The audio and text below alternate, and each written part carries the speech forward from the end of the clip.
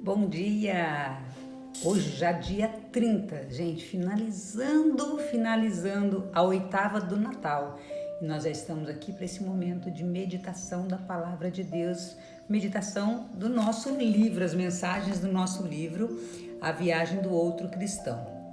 Então hoje nós estamos aqui para mais esse momento, junto com Deus, na presença de Deus, com Ele, por Ele, para Ele, sempre, toda glória.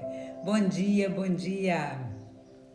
Vamos meditar hoje um trecho extremamente desconhecido para muitos, mas conhecido para outras pessoas, mas que muitas pessoas não gostam de falar, que é o livro de Apocalipse. Tem muitas pessoas que não gostam nem de tocar nessa palavra, Apocalipse, e aí muitas pessoas falam, meu Deus, Apocalipse, dá a impressão que é uma coisa ruim, mas é uma coisa boa. E Deus vai nos trazer uma mensagem hoje sobre esse livro. E a mensagem de hoje é: prepare as suas vestes, prepare as suas vestes. O livro de Apocalipse traz uma riqueza muito grande, e as pessoas têm muito medo do juízo final, né? Mas as pessoas têm muito medo, mas não há nada para temer, porque Deus está conosco. Aqueles que trilham os caminhos de Deus não tem nada que temer. É claro que aqueles que não trilham o caminho do Senhor, é bom converter o quanto antes, né? Nós não sabemos a hora que isso vai se dar, mas Deus está nos dizendo já há muito tempo, está chegando a hora. E hoje a mensagem, nós estamos já a 139 encontros juntos, olha que coisa bacana. E Deus vem nos dizer, nesse dia de hoje, prepare as suas vestes. Olha só, é um trechinho curto, vou ler para vocês e depois nós meditaremos nessa palavra. O dia está próximo e a estrela da manhã está surgindo. Você ainda não pode ver o Senhor, mas está pouco abaixo da linha do horizonte. E você o contemplará em breve em toda a sua glória. Olha que palavra bonita, que palavra maravilhosa, não é? Você precisa levantar-se e preparar-se. Precisa colocar sua casa em ordem e preparar suas vestes. Suas vestes serão de linho fino, porque representa a justiça dos santos. Aí a autora cita o livro de Apocalipse, capítulo 19, versículo 8, que diz assim: Foi-lhe dado revestir-se de linho puríssimo e resplandecente, pois o linho são as boas obras dos santos. Aqui um trechinho antes está dizendo: alegremo-nos e exultemos e demos glória, porque se aproximam as núpcias do Cordeiro, sua esposa está preparada. E aí diz: foi-lhe dado revestir-se de linho puríssimo e resplandecente, pois o linho são as boas obras dos santos.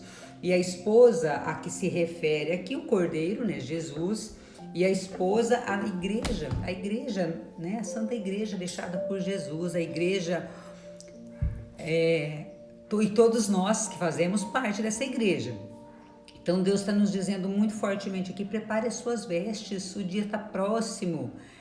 A Nil colocou ali um dia abençoado para você, para nós todos, amém, né? Amém.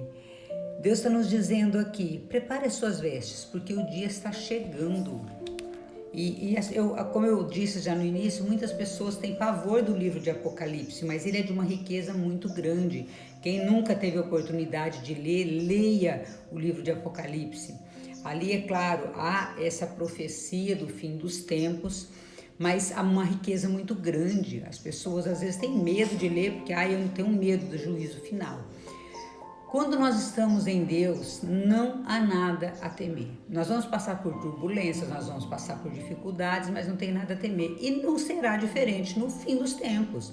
Vai chegar o dia, isso desde quando nós nascemos, nós sabemos que vamos morrer. Isso é certo, né? Isso é certo. Mas não é uma morte, o que as pessoas não entendem é que não é uma morte. Muito pelo contrário, é uma vida eterna. Então, às vezes as pessoas encaram a morte como um fim, mas na verdade ela é um começo. Graças a Deus. Por quê? Porque o nosso Deus, ele ressuscitou.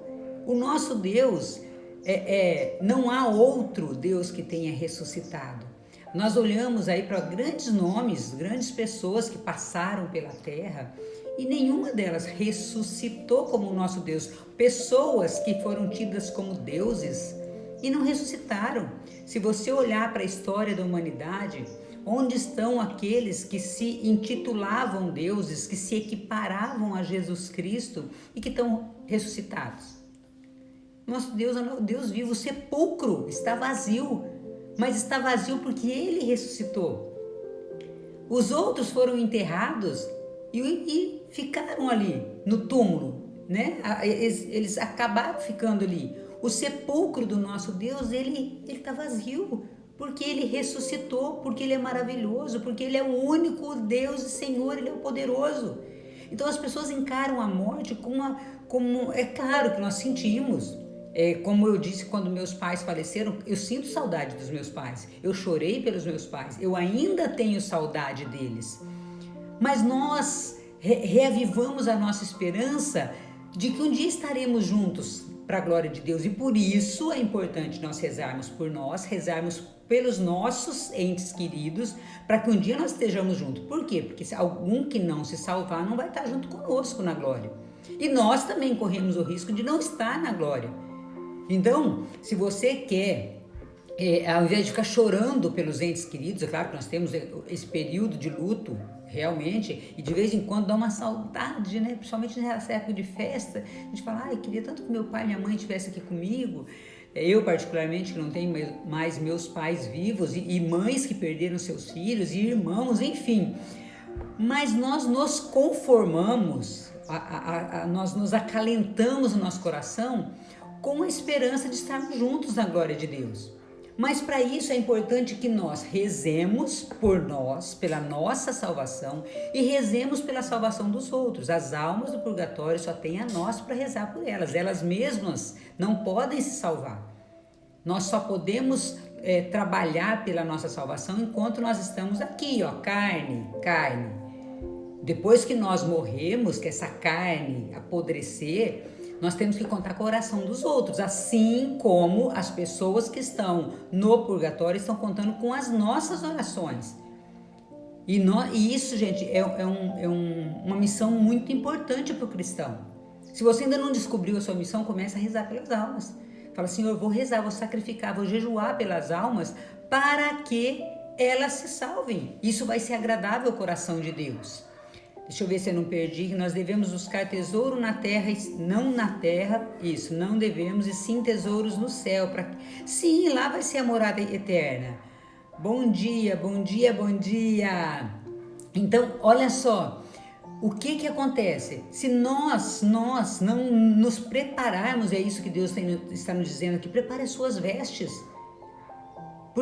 Como que é a preparação das vestes? As boas obras, as nossas vestes representam as boas obras. Olha aqui, suas vestes serão de linho fino. Esse linho fino é representado pelas boas ações. Aqueles que já estão nos céus, aqueles que são santos, as boas obras deles são as vestes deles, a veste puríssima, branquíssima, resplandecente.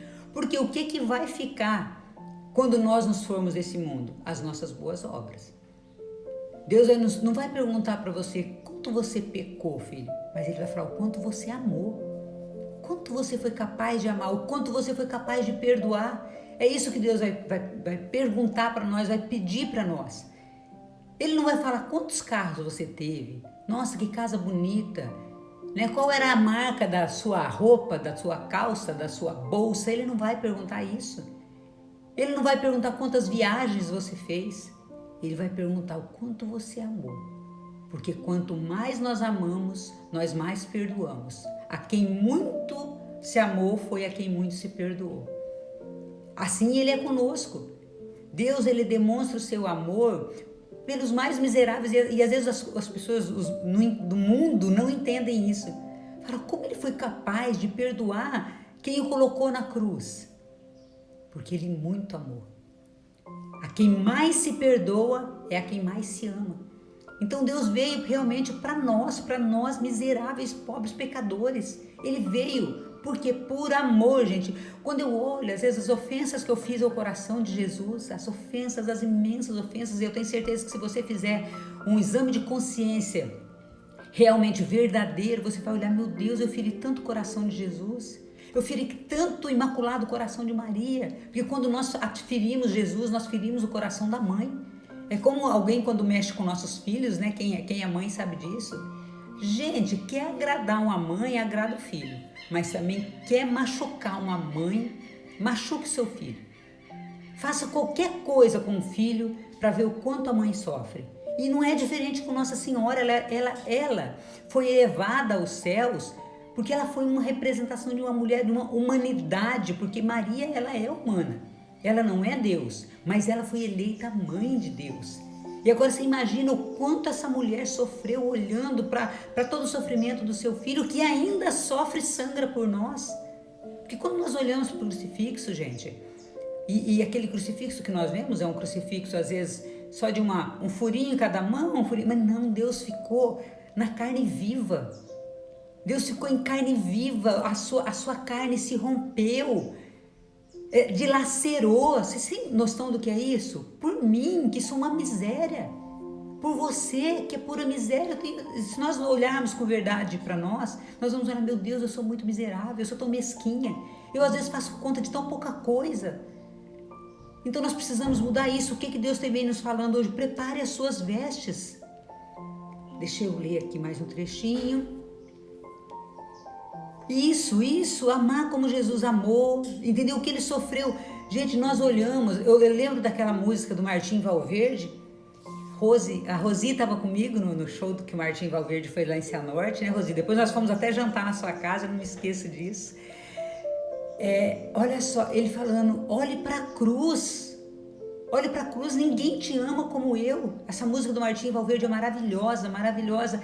Gente, ninguém nos ama como Jesus, e ele está dizendo, prepare as suas vestes, porque o dia está próximo, a estrela da manhã está surgindo. Olha aqui, você ainda não pode ver o Senhor, mas está pouco abaixo da linha do horizonte, você o contemplará em breve em toda a sua glória. Você se imagina, gente?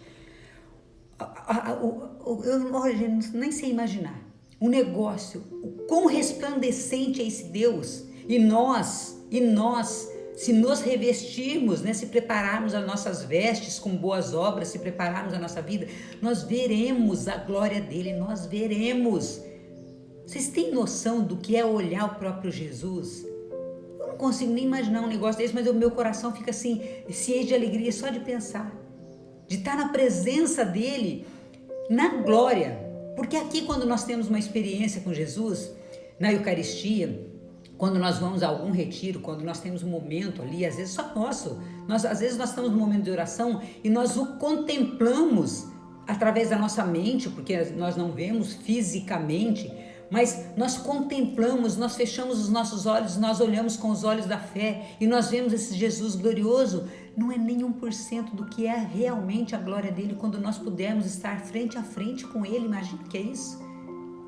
Mas ele está dizendo, prepare as suas vestes com boas obras, para com essa mesquinhez, com essa miséria, com essa falta de perdão, para com essa pobreza espiritual que está te matando, de não perdoar, de não deixar seus vícios miseráveis, de se apegar em coisas terrenas. Gente, as coisas do mundo são para nós desfrutarmos? Sim. Deus gosta de ver também seus filhos felizes, mas não é a felicidade autêntica. Não é um carro novo que vai me trazer felicidade, porque daqui a pouco ele se torna velho e quer um carro novo, mais novo, mais novo, mais novo. E aí não é aquela roupa nova que vai te trazer felicidade, vai te trazer uma alegria momentânea. Mas o que vai trazer felicidade eterna é aquilo que o dinheiro não pode comprar. É aquilo que o dinheiro não compra. É aquilo que Deus tem para nós como filhos de Deus. É fazer a caridade, é ajudar, é servir. E nós começamos isso dentro de casa. Dentro da nossa casa. É difícil demais, desafiador demais. Gente, os combates maiores que nós enfrentamos como cristãos é dentro da nossa casa. Primeiro porque o inimigo quer destruir a família, já falei isso essa semana muito fortemente. E ele vai bater em quem está próximo, e ele vai bater em nós, e ele vai trazer desarmonia no lar se nós permitirmos. E nas pequenas coisas, eu não perdoo fulano que me magoou profundamente. Não, eu não vou pedir perdão também não. Não vou pedir perdão porque não vou me rebaixar. E aí começa aquela coisa. E o inimigo suscitando coisas no coração. E aí, por quê? Porque ele não quer que nós nos revistamos com essas vestes brancas de linho. É bíblico, olha aqui, está em Apocalipse 19, 8. Sua esposa está preparada. Foi-lhe dado revestir-se de linho puríssimo e resplandecente, pois o linho são as boas obras dos santos. São as boas obras dos santos. Gente, quando nós olhamos para um santo, eu falo, eu particularmente, eu tenho muita devoção por alguns santos. Porque eu leio, eu tenho uma curiosidade louca da vida dos santos, eu gosto de ler, eu já li livros assim, muitos livros da vida dos santos. Por quê? Porque eu começo a olhar e falo, gente, como que um ser humano, como eu, foi capaz de tanta santidade? E se ele conseguiu, eu também posso. Porque nós temos que olhar para a vida dos santos, não para adorá-los, mas para olhar e falar, gente, como é que essa pessoa conseguiu ser tão santa? E a maior delas foi a Virgem Maria. Gente, como essa mulher sofreu. Desde tudo, desde a anunciação do anjo. Quando o anjo anuncia para uma jovenzinha, uma adolescente, fala assim, você vai ser mãe do Salvador. Você imagina o que é isso para uma pessoa? E depois os sofrimentos que vieram disso. Porque veio o sofrimento do casamento ali com José, que aconteceria, e José não acreditou, e toda aquela história que nós já conhecemos. Imagina o que é isso é sofrimento. Porque quando nós olhamos para a Virgem Maria, nós achamos, ela foi a mãe do Salvador. E daí, se alguém chegasse para você e falasse, você vai ser a mãe de Jesus, mas o teu noivo vai duvidar de você. O teu noivo não vai acreditar que você não está grávida dele e não é de outro. Imagina. Gente, nós começamos a olhar para a história e nós começamos a ver Jesus amado, quanto sofrimento que marcou a história de Maria e de José, o próprio José. Imagina quando lhe foi falado, olha, sua esposa está grávida e não é seu e não é de outro, é do Espírito Santo. Imagina a loucura para um jovem também, porque nós olhamos para São José velho, mas São José era jovem. Devia ter aí, 18, 19 anos, porque se Maria tinha 13, imagina ele. Então, 2 jovenzinhos. Então nós olhamos para a vida dos santos. Eu cito muito São Padre Pio, Santa Teresa d'Ávila. São Padre Pio que recebeu os estigmas no seu corpo, gente. Sabe o que é isso? 50 anos com chagas latentes, latejando, sangrando dioturnamente. Isso foi poucas coisas, fora os ataques que eles tinham do demônio. São Padre Pio, quem assistiu o filme vai ter uma noção. Tem livros, eu já li muitos livros da vida do Padre Pio. O demônio lutava com ele, de deixar marcas no corpo dele. Então eles se santificaram, eles foram lavando as suas vestes, como diz, para se preparar. Então o Apocalipse é isso, a pessoa fica desesperada com o fim dos tempos. Gente, nós vamos morrer, de uma maneira ou de outra, esse corpo aqui vai morrer. Mas nós temos que estar preparados para o dia que o nosso corpo se deteriorar, que Deus falar, filho, acabou, apagou, tirei o sopro de vida carnal, que esse sopro seja elevado aos céus, a nossa alma, que esse sopro que faz com que essa carne apodreça, resplandeça a nossa alma, e Deus olha para você e fala assim, suas vestes está puríssima, branquíssima, porque está revestido com as boas obras que você fez, com tanto que você amou, com tanto que você perdoou, com tanto que você se humilhou diante dos homens, para minha glória. Porque muitas vezes nós somos humilhados diante dos homens. Quantas vezes que nós somos até taxados, vive rezando, para quê? E somos escarnecidos diante de outras pessoas que não creem no Deus que nós cremos. Deixa eu ler mais uma mensagem aqui. Temos que pedir a Deus que nos revista, isso, com as vestes de linho. Gente, colocar perdão dentro de nós. Isso mesmo, nós não perdoamos, mas queremos o perdão de Deus.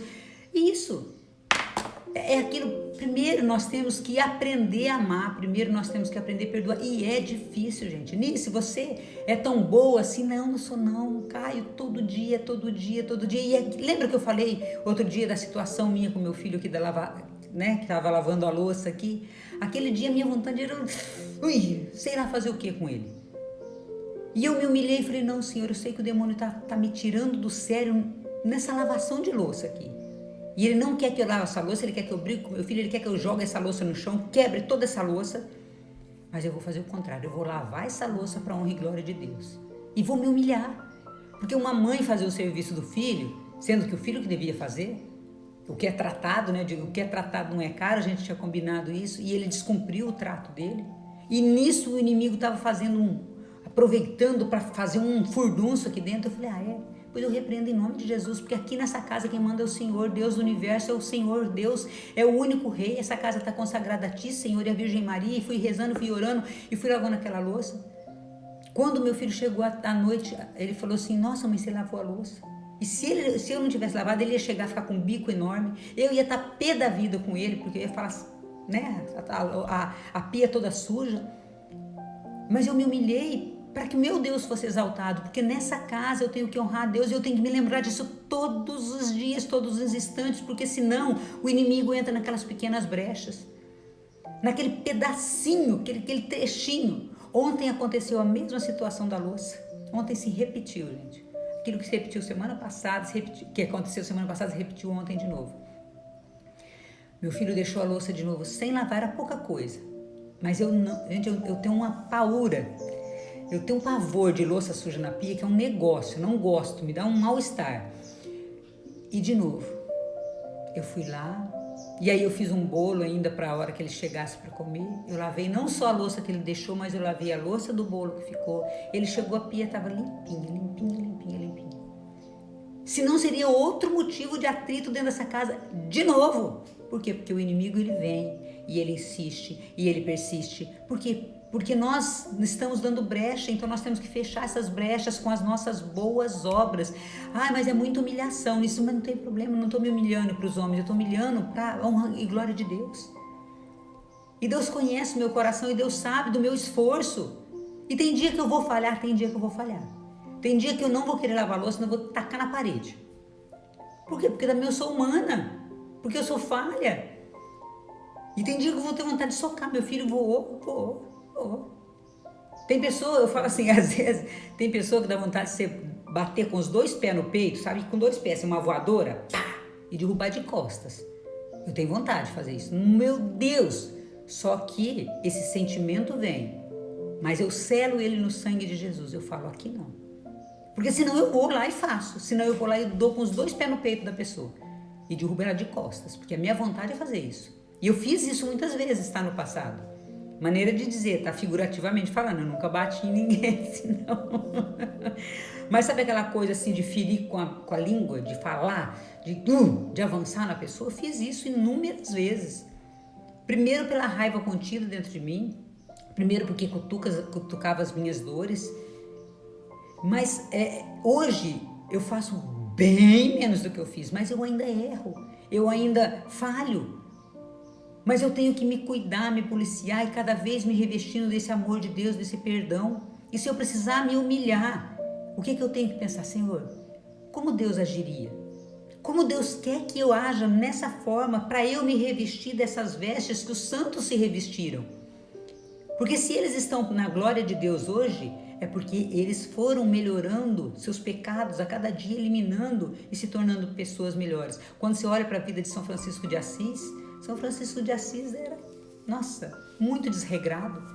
Santo Agostinho, cuja mãe rezou 30 anos aí pela salvação desse abençoado, esse homem que se tornou doutor da igreja, referência mundial, referência, não é? Tido lá no top dos santos. Mas por quê? Porque tinha uma vida miserável, de podridão, que foi se desfazendo e foi se lavando as suas vestes, que foram se transformando. Quando Deus fala aqui nessas vestes, nós nos purificando pela ação do Espírito Santo, porque sozinho nós não conseguimos, gente. Não tenha dúvida que pelas nossas forças nós não conseguimos. Mas nós temos que clamar, Senhor, eu não consigo perdoar essa pessoa sozinha, não consigo. E às vezes eu nem quero perdoar, mas vem agir poderosamente na minha vida para que eu perdoe, para que eu libere o perdão, para que eu me livre desse mal, para que eu lave as minhas vestes, porque o pecado, o ódio, a mágoa, a raiva, ela mancha as tuas vestes. Imagina, gente, metaforicamente falando, que Deus nos deu uma veste linda, de linho puro, branco, resplandecente quando nós nascemos, porque foi assim que nós nascemos, puros. E nós vamos manchando essa veste. Cada pecado que nós fazemos, nós colocamos ali uma pinta, uma mancha. Imagina uma roupa alva, branquinha. E nós vamos manchando essa roupa com pecado. E nós vamos manchando. Manchas maiores, pecados maiores, manchas menores, pecados menores. Só que quando nós vamos manchando com pequenos pecadinhos, imagina aquelas pintinhas, né? Que vai ficando. Daqui a pouco essas pintinhas são tantas que elas vão juntar e vão manchar a roupa toda. Então não se iluda que os pequenos pecadinhos também não te levam para a perdição, não me levam para a perdição. Porque você vai pintando, imagina, você vai pintando, pintando, pintando, chega uma hora que ela se torna uma pintura só e ela manchou toda a sua roupa. E é claro que existem aqueles pecados, aquelas afrontas a Deus que mancha de uma vez um grande pedaço dessa veste. E nós precisamos ir lavando, purificando com humildade. A arrogância, ela arrebenta o ser humano, ela afasta de Deus. A arrogância, ela nos afasta de Deus. Então nós precisamos, através da humildade, da simplicidade, de nos prostrar diante de Deus, falar: Senhor, eu não consigo perdoar essa pessoa, eu não consigo amar essa pessoa, então vem me ajudar, porque eu quero estar com as minhas vestes brancas no juízo final. Eu vou lendo aqui, gente, eu preciso pôr o óculos. O inimigo entra em pequenas brechas, é isso mesmo, o inimigo entra em pequenas brechas, porque é como eu falei, essas vestes que nos foram dadas limpas, cristalinas, brancas, elas vão sendo pintadas, manchadas com pequenos pecados. E quando nós percebemos, ela está toda manchada. Ela está toda destruída. E isso, gente, mancha a nossa alma. Essas vestes representam a nossa alma, a nossa pureza, como nós fomos criados, porque nós fomos criados à imagem e semelhança de Deus. Nós somos os únicos que fomos criados à imagem e semelhança de Deus. Nem os anjos tiveram essa graça. Por isso Satanás, inclusive, teve inveja do homem e ele quer destruir a nossa família, ele quer matar, roubar e destruir. Por quê? Porque ele teve inveja. Ele disse: como pode Deus criar uma criatura que aos olhos de Deus é maior do que os anjos? E somos nós. Mas nós nos manchamos por esse pecado, esses pecadinhos pequenos que vão juntando e nos mancham completamente. E talvez por um pecado muito grande que nós cometemos, mas não há pecado grande diante de Deus, porque quem muito errou, quem muito foi perdoado, muito é amado. Então se o teu pecado é grande, é imenso, você fala: não, eu não tenho perdão diante de Deus. Deus diz: filho, o teu pecado é muito grande, mas meu amor é maior por você. É muito maior. E quem te suscita no coração que você não tem perdão é o inimigo, porque ele quer te matar, te roubar, te destruir, ele quer acabar. Ele quer acabar com a família, ele quer acabar com a vida de cada um, porque ele tem ódio e inveja de nós. A inveja é algo destrutivo, porque ele vem do inimigo. A desobediência é destrutiva, porque foi o pecado que entrou no mundo através de Adão e Eva pela desobediência. Já falei isso aqui nas outras lives. Então, gente, nós temos que olhar para isso e falar: como estão as minhas vestes? Será que elas estão limpas? E olhar para a vida daqueles que foram santos, considerar, não para adorar, mas para olhar e falar assim: eles adoraram o Deus verdadeiro. Eles souberam adorar a Deus. Eles souberam na vivência, na humildade, na castidade, muitas vezes, a castidade, gente, também. Porque santos, eles se tornaram santos, não porque nasceram santos. Eles se tornaram santos porque foram se santificando e lavando as suas vestes ao longo da sua vida. Mas nós não sabemos a hora que Deus vai nos chamar para mostrar as nossas vestes. E nós temos que estar nesse dia limpos, puros, cristalinos, e entregar: Senhor, essas são as minhas obras. Isso foi o tanto que eu amei. Isso foi o tanto que eu perdoei. Isso aqui foi o tanto que eu honrei o teu santo nome. É isso que Deus quer de nós nesse dia. O livro de Apocalipse é riquíssimo, riquíssimo. Se nós compreendermos, nós traduzirmos realmente para o nosso dia a dia. Porque dá a impressão que é uma coisa que vai acontecer lá no final, sei lá, né? Não, pode acontecer hoje para nós. Porque pode ser que hoje, alguns de nós estejamos diante de Deus falando, Senhor, eu tenho para te entregar aqui, minhas vestes como estão. E se hoje nós chegarmos diante de Deus, como vai estar a sua veste, como vai estar a minha veste? Quais obras boas que nós deixamos para Deus, que nós temos para entregar para Ele? Porque, gente, o amor e o perdão são decisão. Já falei isso aqui, vou repetir porque Deus está colocando no meu coração para falar. Eu não amo porque a pessoa é boa para mim. Eu amo apesar da pessoa não ser boa para mim. Grava muito isso. Eu não amo porque, eu amo apesar de. Um filho, se você olhar, gente, o filho dá trabalho, né? Meu Deus do céu, filho dá um trabalho. Sangue de Jesus. Mas eu não amo meu filho porque ele é bom para mim. Eu amo meu filho porque eu decidi amá-lo apesar dele não ser bom para mim. Dele não corresponder às minhas expectativas, dele não ser aquilo que eu gostaria que eles fossem. É assim, porque senão a gente desiste dos filhos. Você abandona e fala, vou embora, tchau, já botei você no mundo e tchau. É isso. E o perdão também. Eu não perdoo a pessoa porque ela mereça. Isso aí é com Deus, o julgamento dela é com Deus. Eu não sou juiz dessa pessoa. Eu perdoo essa pessoa porque eu quero me libertar, tirar isso das minhas vestes, tirar isso aqui, limpar minhas vestes, arrancar isso de dentro de mim, essa raiva, essa mágoa, esse ressentimento que está me fazendo tão mal, porque a falta de perdão, já falei isso aqui, vou repetir, deixa pessoas travadas em cadeira de rodas. Muitas pessoas, nem todas, tá? Não vamos confundir aqui, mas muitas pessoas que têm problema na coluna é porque tem falta de perdão. Muitas pessoas não são pais e nem mães pela falta de perdão e se tornam estéreis fisicamente porque está estéreis no coração que não souberam perdoar. Gente, é muito sério isso. É muito sério e nós temos que ter uma decisão. Eu decido amar, eu decido perdoar. Porque liberta, nos liberta. Você não precisa nem às vezes lá falar com a pessoa. Você libera aqui. Mas pede ao Senhor, Senhor, eu não consigo sozinho. Vem ser minha força. Vem fazendo um trabalho na minha vida diariamente para eu amar mais e perdoar mais. Me perdoar pelos pecados que eu cometi. E me amar como o Senhor me ama. Primeiro, me perdoar e me amar. E aí eu consigo perdoar outra pessoa e amar outra pessoa. Deixa eu ler aqui. Temos que estar preparados para esse dia. Eu vou te dizer, temos que deixar cheia para... E isso é bem isso, é isso. Nós temos que estar ali. Lembra das virgens providentes, né, precavidas ali, que estavam com a lamparina, com óleo, e aquelas que não estavam preparadas? É isso. Nós temos que estar preparados porque não sabemos a hora. Mas eu tenho que pedir, Espírito Santo, vem me conduzir. Primeiro, Senhor, vem me dar discernimento. Como eu devo agir? E depois me dê sabedoria para efetivamente agir.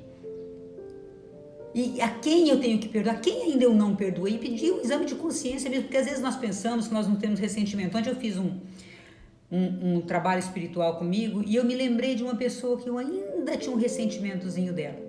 Eu achei que eu já tinha perdoado. Você vê como que é. E à medida que eu fui fazendo a oração, eu falei, meu Deus, nossa, essa pessoa,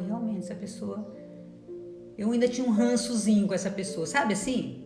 Nada, mas tinha.